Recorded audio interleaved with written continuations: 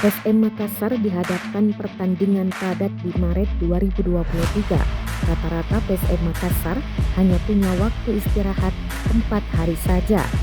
PSM Makassar baru saja lawan Persis Solo di Stadion B.J. Habibie Parepare, Sulawesi Selatan pada Minggu 5 Maret 2023.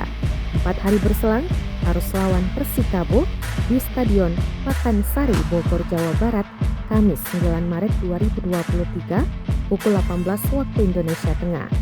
Kemudian harus bertanding lawan Persita Tangerang di Stadion Indomilk Arena, Tangerang, Banten pada Senin 13 Maret 2023.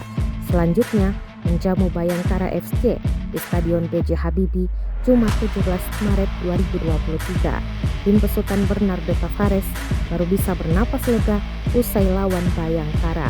Ada waktu istirahat 17 hari sebelum lawan Madura United di Stadion Gelora Madura Ratu, Pamelingan, Jawa Timur Jumat 31 Maret 2023.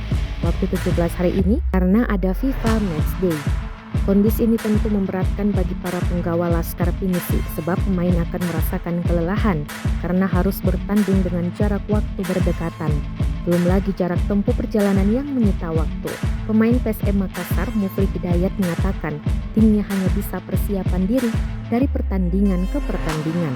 Tidak dipungkiri jadwal pertandingan padat akan menguras tenaga. Kendati demikian, Mufli Hidayat memiliki cara untuk menjaga staminanya di tengah jadwal pertandingan padat, mulai mengikuti program latihan dengan recovery setiap selesai pertandingan, mengatur pola makan dan asupan vitamin. Terpenting bagi dia harus memanfaatkan waktu istirahat sebaik mungkin.